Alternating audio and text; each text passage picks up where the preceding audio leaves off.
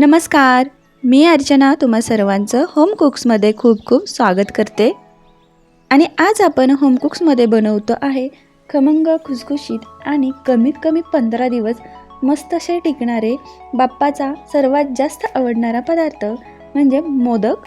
तर मंडळी, अगदीच थोड्या दिवसामध्ये गणपती बाप्पाचं आगमन होणार आहे. तर त्याआधी तुम्ही जर का असे मोदक करून ठेवले तर येणाऱ्या जाणाऱ्यांना बाप्पाचा नैवेद्य म्हणून आपण हे नक्कीच देऊ शकतो. आणि सगळ्यात महत्त्वाचं म्हणजे ही जी रेसिपी आहे ती अगदी साधी सोपी आहे आणि थोडंसं काहीतरी वेगळं आहे. त्याच्यामध्ये जे सारण आहे ते पूर्णपणे वेगळं बनवलेलं आहे. वरचं कोटिंग आहे ते एकदम मस्त क्रिस्पी आहे.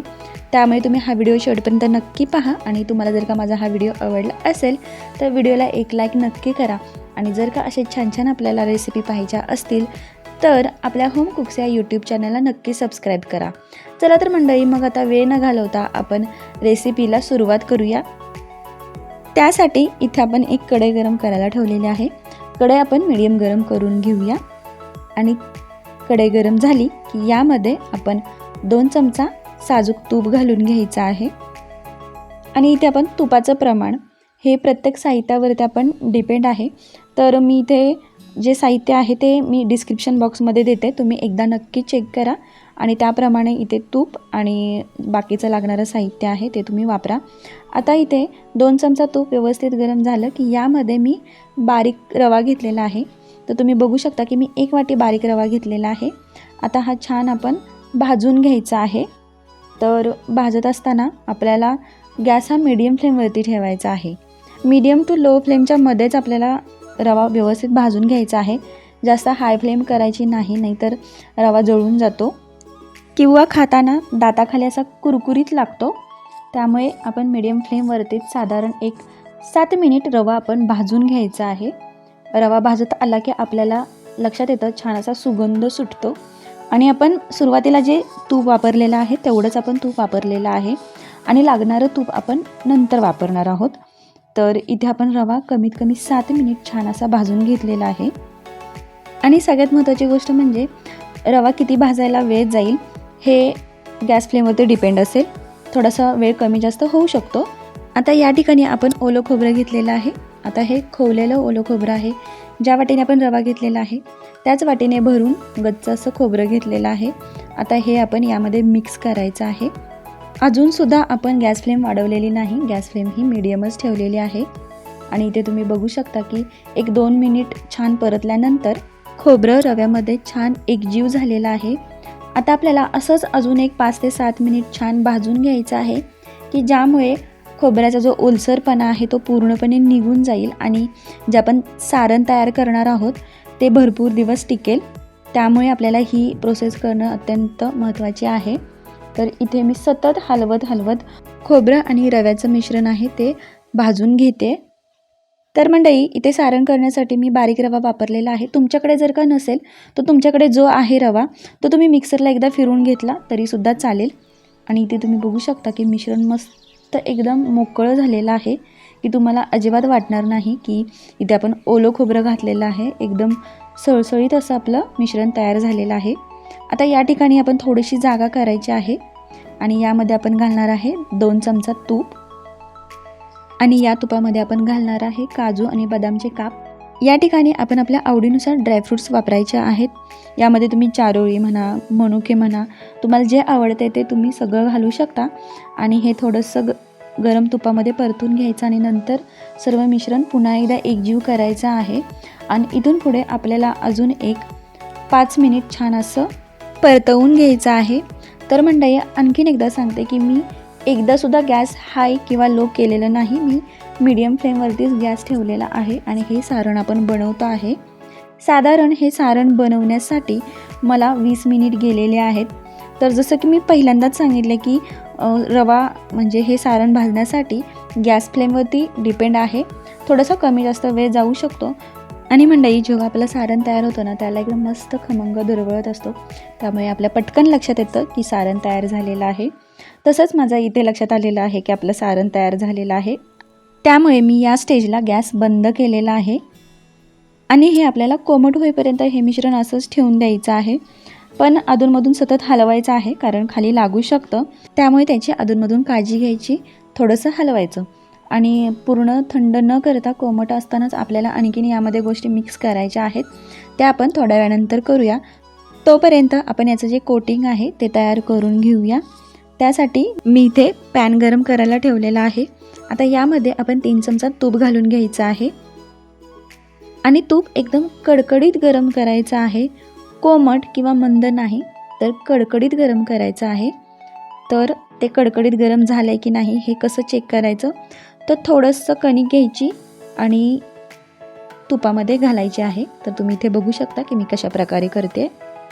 तर मंडळी, तुम्ही इथे बघू शकता की कणिक तुपामध्ये घातल्यानंतर पटकन फसफसली, याचा अर्थ तूप कडकडीत गरम झालं आहे. आता हे कडकडीत गरम झालेलं तूप आपण कणिकमध्ये घालायचं आहे आणि चमच्याने व्यवस्थित सर्व पिठाला लावून घ्यायचं आहे. तर मंडळी, इथे तुम्ही बघू शकता की मी हातानेच व्यवस्थित तूप पिठाला लावून घेते. तर मंडळी, इथे मी 3 चमचा तूप घातलेला आहे आणि यामध्ये जवळजवळ 6 चपाती होतील एवढी मी कणिक घेतलेली आहे आणि त्यामध्ये चवीपुरतं मीठसुद्धा घातलेलं आहे. आता थोडंसं मोहन घालायचं होतं, त्या गडबडीमध्ये मला सुरुवातीला सांगता आलं नाही, परंतु मी आत्ता सांगते. आता हे मोहन छान असं चोळून घेतल्यानंतर इथे तुम्ही बघू शकता की पिठाचा छान असा गोळा तयार होतोय. आता यानंतर आपण पीठ मळून घ्यायचं आहे. तर यामध्ये आपण थंड पाणी घालून नेहमीप्रमाणे चपातीला जशी आपण कणिक मळतो तशी आपण कणिक मळून घ्यायची आहे. तर अगदी थोडं थोडं करून पाणी घालायचं आहे. तर मंडळी, या ठिकाणी कणिक मळून तयार झालेली आहे आणि आपण ही कणिक जास्तीत जास्त 5च मिनिट मुरायला ठेवू शकतो. यापेक्षा जास्त वेळ ठेवायचा नाही, नाहीतर तुपामुळे कडक होऊ शकते. आणि तोपर्यंत आपण इथे सारणाचा उरलेला भाग आपण पूर्ण करून घेऊया. तर सारण हाताला कोमट लागेल एवढं गरम राहिलेलं आहे. तर आपल्याला सारण जर का थंड झालं असेल तर थोडंसं कोमट करून घ्यायचं आणि मगच पुढची प्रोसेस करायची. आता यानंतर आपण यामध्ये घालणार आहोत वेलची पावडर. तर इथे मी 2 चमचा वेलची पावडर घातलेला आहे आणि वेलची पावडर घातल्यानंतर यामध्ये मी जायफळसुद्धा किसून घेते आहे.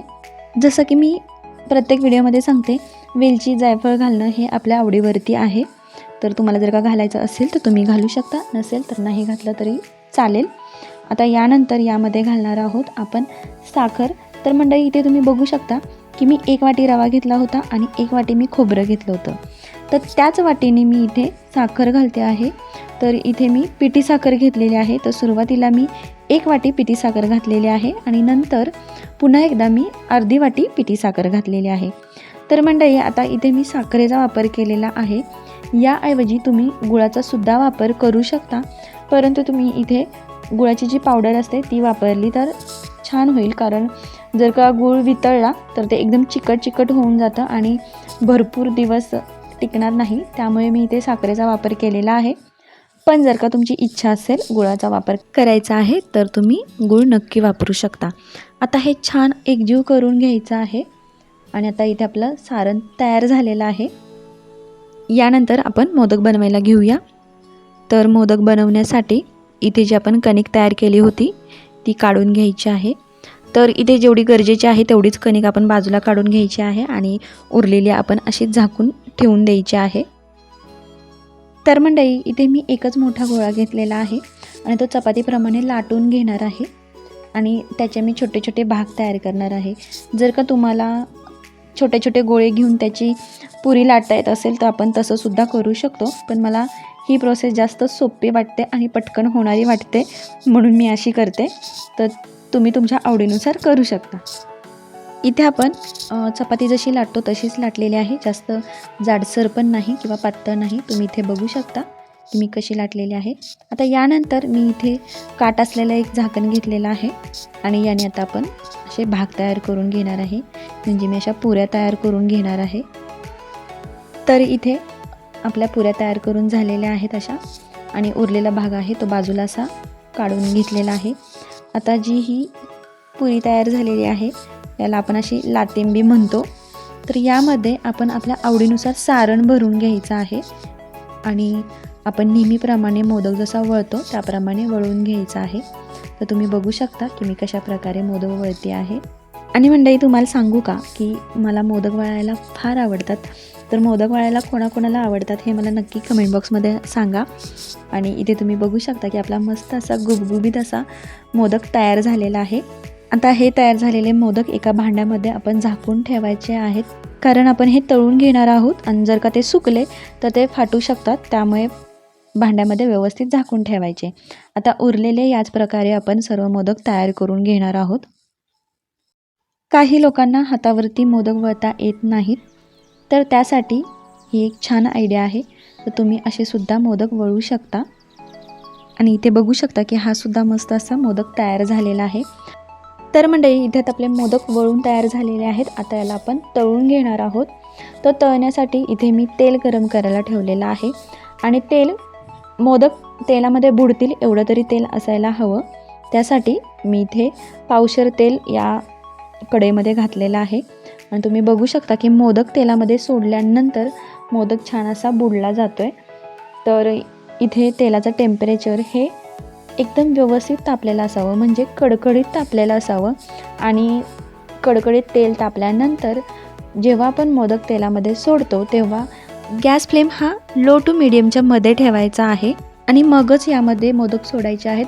आणि इथे सगळ्यात महत्त्वाचं म्हणजे जेव्हा तेलात आपण मोदक सोडतो तेव्हा थोडीशी काळजी घ्यायची आहे, कारण मोदक जड असतात त्यामुळे हातावरती तेल उडू शकतं. तुम्ही झाऱ्याच्या मदतीने मोदक तेलामध्ये सोडू शकता. तुम्ही इथे बघू शकता की मोदक तेलात सोडल्यानंतर असं मी झाऱ्याच्या मदतीने यावरती तेल उडवते आहे. त्यामुळे आपले मोदक व्यवस्थित सर्व बाजूने एकसारखे सोनेरी असे भाजले जातील. तर सुरुवातीला मोदक सोडल्यानंतर आपण एक अर्धा मिनिट तसेच मोदक ठेवले होते आणि नंतर आपण हलवायला सुरुवात केलेली आहे. आणि जेव्हा आपण मोदक तळत असतो त्यावेळेला प्रत्येक दर अर्ध्या मिनिटाला आपण मोदक असे व्यवस्थित हलवून घ्यायचे आहेत आणि एकसारखे भाजून घ्यायचे आहेत. सुरुवातीला 1-2 मिनिट आपण गॅस हा लो फ्लेमवरती ठेवलेला आहे आणि त्यानंतर आपण गॅस फ्लेम मीडियम टू हायच्या मध्ये ठेवायचा आहे. आणि त्यानंतर मोदक छान असे सोनेरी रंगावरती तळून घ्यायचे आहेत. तर तुम्ही इथे बघू शकता की आपले मस्त असे सोनेरी रंगावरती मोदक तळून तयार झालेले आहेत. आता हे आपण बाजूला काढून घ्यायचे आहे. तर मंडळी मी सांगितलेले सर्व नियम पाळून जर का तुम्ही मोदक केले तर आपले मोदक एकदम खमंग खुसखुशीत आणि 15 दिवस नक्की टिकून राहणार. आणि अशाच पद्धतीने उरलेले सर्व मोदक मी छान असे तळून घेतलेले आहेत. तर मंडळी व्हिडिओ शेवटपर्यंत पाहिल्यास धन्यवाद. आणि तुम्हाला माझा हा व्हिडिओ कसा वाटला मला हे कमेंट बॉक्समध्ये नक्की सांगा. आणि तुम्हाला जर का अशा छान छान रेसिपी पाहायच्या असतील तर आपल्या होम कुक्स या यूट्यूब चॅनलला नक्की सबस्क्राईब करा. चला तर मग मंडळी भेटूया आता अशाच आणखीन एक नवीन रेसिपीमध्ये. तोपर्यंत बाय बाय.